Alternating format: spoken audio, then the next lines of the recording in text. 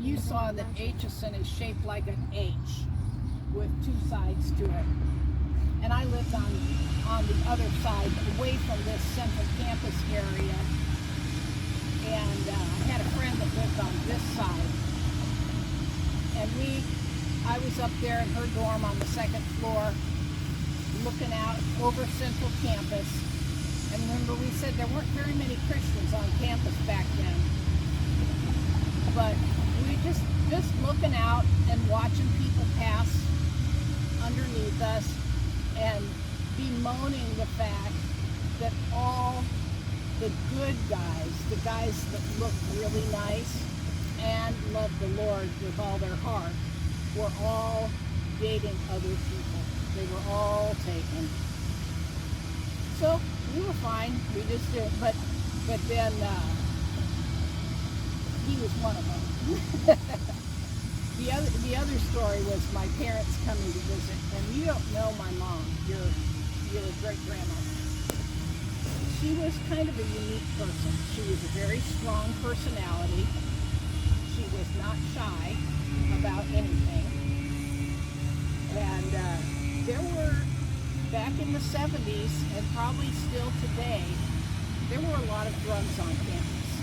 The main one being marijuana or pot.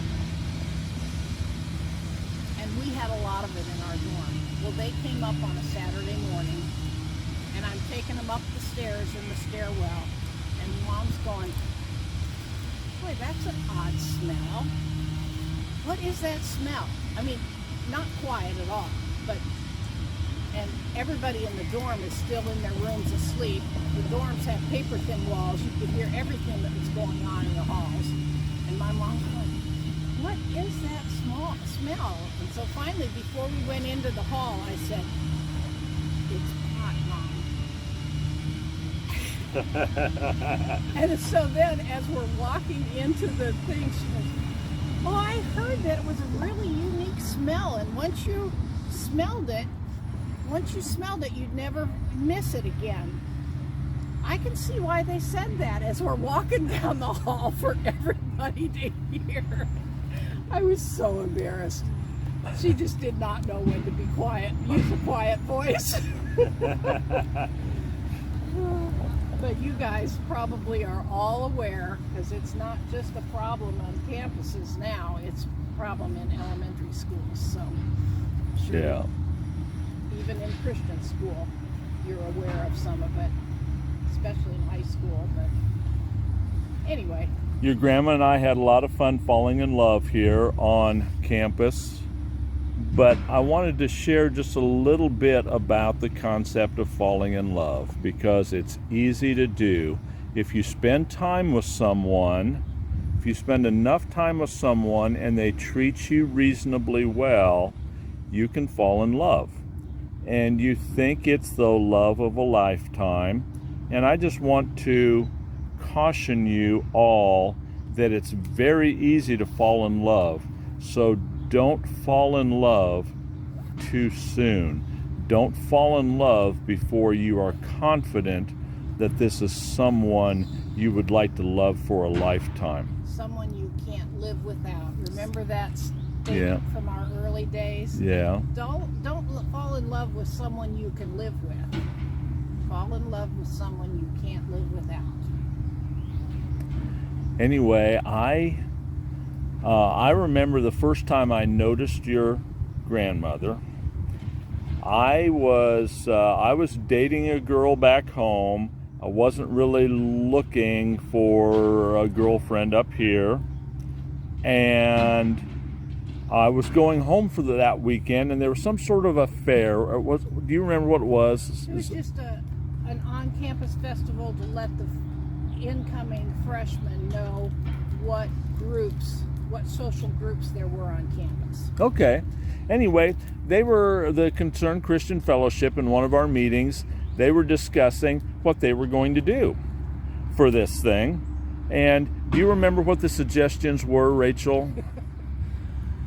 One of the gals suggested Ouija boards and palm reading.